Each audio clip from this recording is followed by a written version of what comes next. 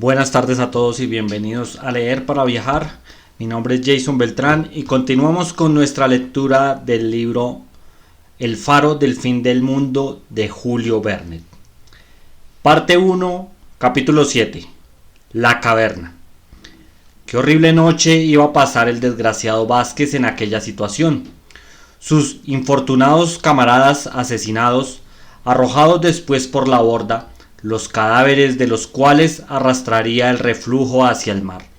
No pensaba que, si no hubiera estado de guardia en el faro, su suerte hubiera sido la misma. Pensaba únicamente en los amigos que acababa de perder. Pobre Morris, pobre Felipe, decía él. Habían ido a ofrecer con toda confianza sus servicios a los miserables que contestaron con tiros de revólver. Ya no les volvería a ver. Ya no volverían a contemplar su país ni su familia. Y la mujer de Morris, ¿qué le esperaba dentro de 2 meses? Qué horrible dolor cuando supiera su muerte. Vázquez estaba aterrado. Era una sincera afección la que experimentaba por sus 2 subordinados. Les trataba hacía tantos años. Por sus consejos había sido destinado al servicio del faro y ahora se encontraba solo. Pero, ¿de dónde venía aquella goleta y qué tripulación de bandidos llevaba a bordo? ¿Bajo qué pabellón navegaba y por qué aquella escala en la bahía de Elgor? ¿Por qué apenas desembarcados habían apagado el faro? ¿Querrían impedir el acceso a la bahía de algún barco que les fuera persiguiendo? Estas preguntas embarcaban el espíritu de Vázquez, sin que pudiera darle contestación. No le importaba el peligro que corría. Y sin embargo, los malhechores no tardarían en comprobar que en el faro había 3 toreros. ¿Se pondrían entonces en búsqueda del tercero? ¿Acabarían por descubrirle? Desde el lugar donde se había refugiado, a menos de 200 pasos de la caleta, Vázquez veía moverse las luces de a bordo y los faroles de los bandidos, que iban de un lado a otro por el faro. Hasta oía a aquella gente hablar en alta voz por su propia lengua. ¿Eran pues compatriotas? ¿Chilenos? ¿Peruanos? ¿Bolivianos? ¿Mexicanos? A las 10 aproximadamente se extinguieron las luces y ningún ruido turbó el silencio de la noche. Sin embargo, Vázquez no podría permanecer en aquel sitio. Cuando amaneciese sería descubierto, y ya sabía la suerte que le esperaba si no lograba ponerse fuera del alcance de aquellos criminales. ¿Hacia qué lado dirigía sus pasos?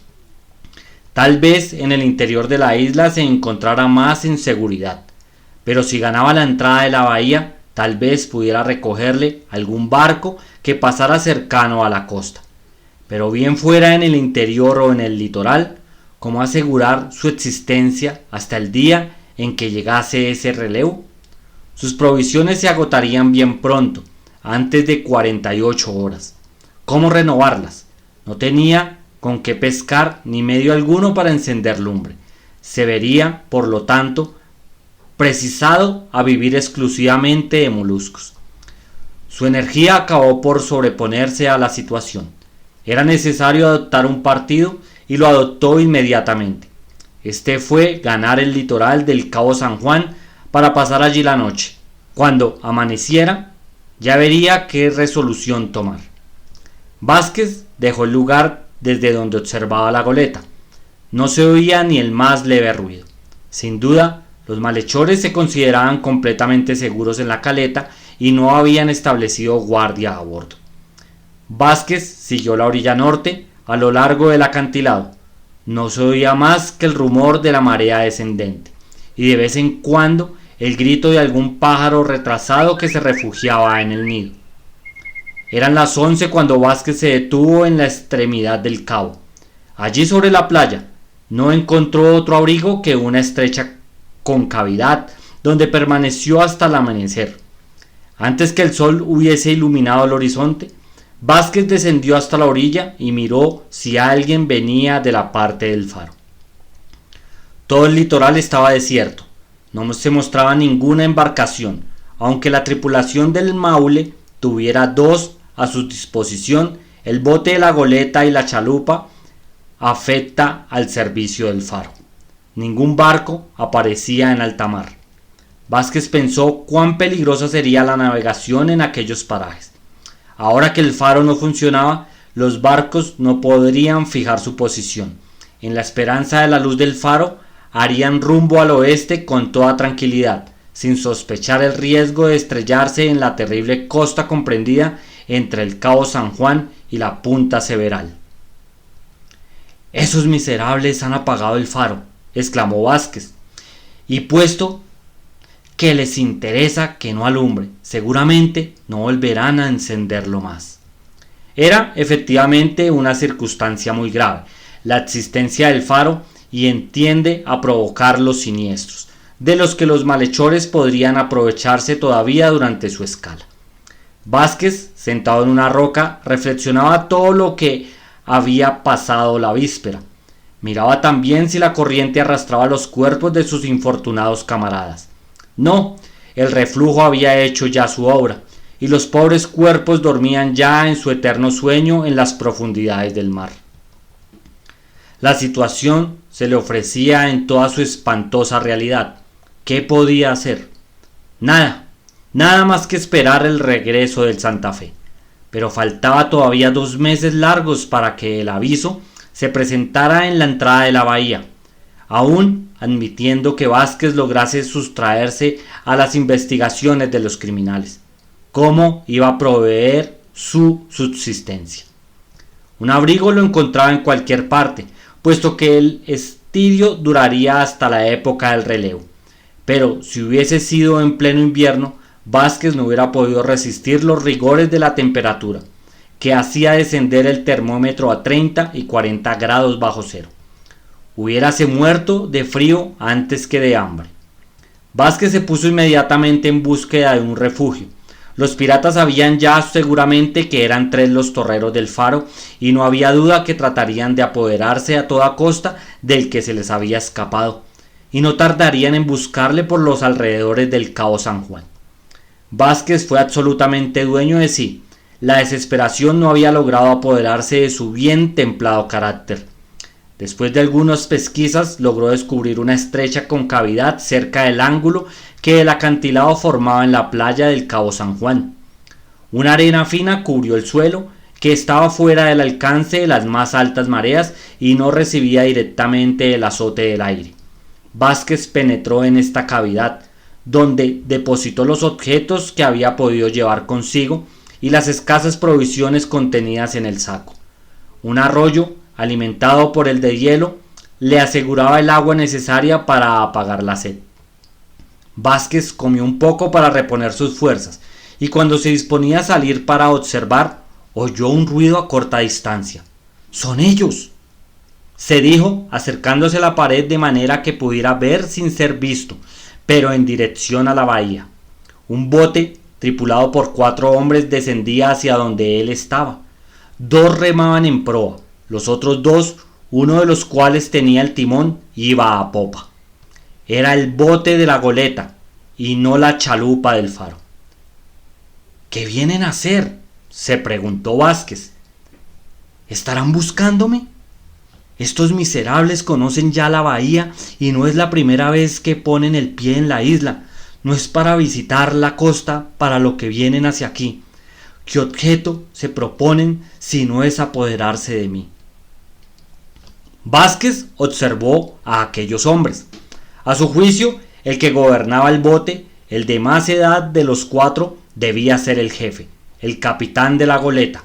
No hubiera podido asegurar cuál era su nacionalidad, pero, a juzgar por su tipo, le pareció que pertenecían a la raza española del sur de América.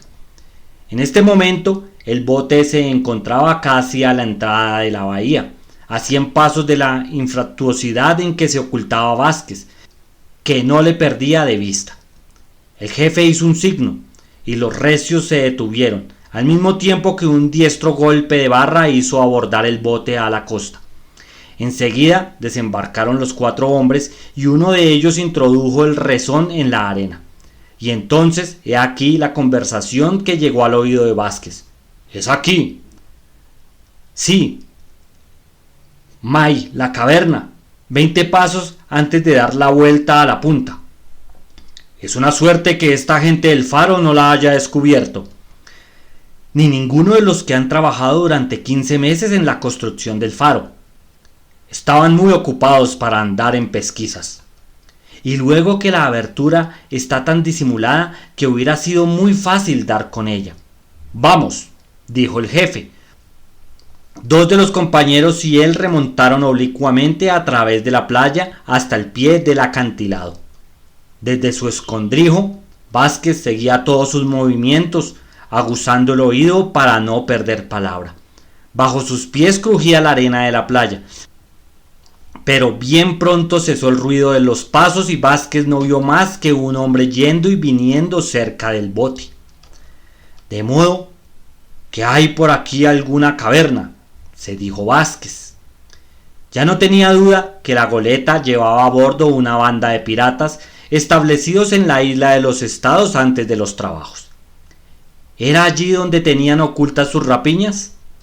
¿Irían a transportarlas a bordo de la goleta? De pronto le asaltó el pensamiento de que hubiese allí en reserva provisiones, de las que pudiera aprovecharse. Esto fue como un rayo de esperanza. En cuanto el bote regresara a la caleta, saldría de su escondite y buscaría la entrada de la caverna, donde tal vez encontrase víveres bastantes para subsistir hasta que llegase el aviso. Y lo que él desearía entonces, si se aseguraba la existencia por algunas semanas, es que los miserables no pudiesen abandonar la isla. Sí, que estuviesen allí todavía cuando regresara el Santa Fe y que el comandante Lafayette vengara el crimen. ¿Pero se realizarían estos deseos? Bien pensado Vázquez. Se decía que la goleta no debía haber hecho allí escala más que para 2 o 3 días. El tiempo necesario para embarcar todo lo encerrado en la caverna. Luego abandonarían la isla de los Estados sin volver allí jamás. Después de pasar 1 hora aproximadamente en el interior de la caverna, los 3 hombres reaparecieron y se pasearon por la playa. Vázquez pudo continuar oyendo la conversación que mantenían en voz alta, en la que muy pronto había de sacar provecho. «Vamos, esa buena gente no nos ha desvalijado durante nuestra ausencia. Y cuando la Maulé se haga a la mar, tendrá todo su cargamento y las provisiones necesarias para la travesía. Efectivamente, lo que es con la goleta, no hubiéramos podido asegurar la comida y la bebida hasta las islas del Pacífico. Los imbéciles no han sabido descubrir en 15 meses nuestro escondrijo. Debemos estarles agradecidos. No hubiera valido la pena de atraer los barcos hacia los arrecifes de la isla para luego perder todo el beneficio». Al oír esta conversación, que más de una vez había provocado las risotadas de aquellos miserables, Vázquez, con el corazón lleno de cólera, estuvo tentado más de una vez y arrojarse sobre ellos con el revólver en la mano para meterles una bala en la cabeza, pero se contuvo. Más valía no perder una sílaba de esta conversación. Ya sabía el abominable cometido que estos malhechores habían desempeñado en aquella parte de la isla y no pudo sorprenderle que añadieran: «Ahora que los capitanes vengan a buscar el famoso faro del fin del mundo, ya pueden abrir bien los ojos para verlo. Algunos se estrellarán navegando a ciegas por estos parajes. Yo espero que antes de la partida de la Maule venga 1 o 2 barcos a naufragar en las rocas del Cabo San Juan.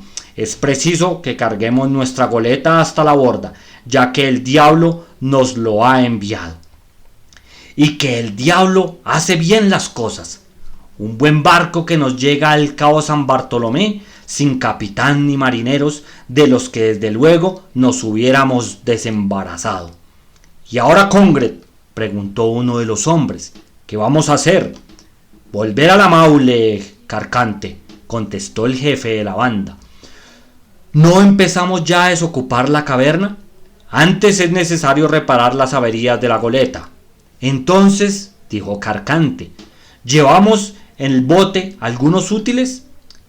«Vargas encontrará aquí todo lo que le haga falta». «Oye, Congret, añadió Carcante. No hay que olvidar que eran 3 los torreros del Faro y que uno de ellos se nos ha escapado. Eso no me preocupa. Antes de 2 días se habrá muerto de hambre. Cerremos la entrada de la caverna. Es fastidioso que tengamos que reparar averías.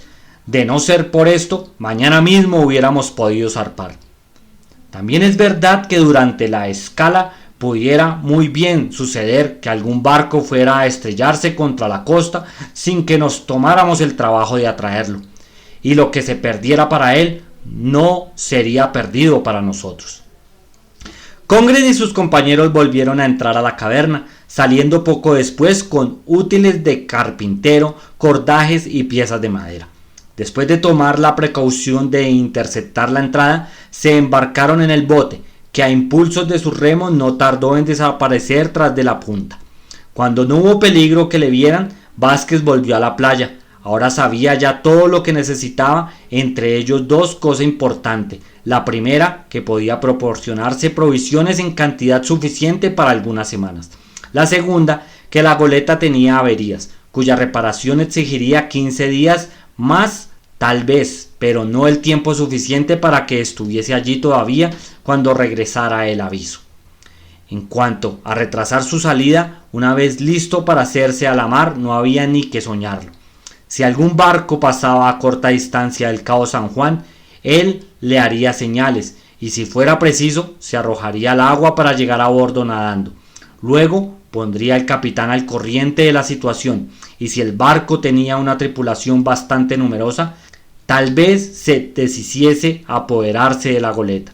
Si los malhechores huían hacia el interior de la isla, abandonarla sería imposible para ellos. Y al regreso, el Santa Fe, el comandante Lafayette, sabría apoderarse de aquellos bandidos y destruirlos hasta que no quedase uno. Pero ¿aparecería algún barco por las proximidades del Cabo San Juan? ¿Y acaso que así sucediera, vería las señales que le hiciesen desde la costa? Respecto a su seguridad personal, aunque Congred sabía la existencia de un tercer torrero, Vázquez no se preocupaba, convencido que sabría sustraer a las pesquisas. Lo esencial era saber si podría asegurar su manutención hasta la llegada del aviso, y se dirigió sin pérdida de tiempo a la caverna. Bueno amigos, hasta aquí llegó el capítulo 7 de este libro, El Faro del Fin del Mundo, de Julio Verne. En YouTube me encuentran como Deporte y Cultura JB, en Spotify como Leer para Viajar, también me encuentran como Leer para Viajar en Facebook, y en Instagram como Leer para Viajar, solo al final se le agrega una R más. Gracias por escucharme, recuerde darle me gusta a los audios y compartir para llegarle a más personas. Gracias y hasta la próxima.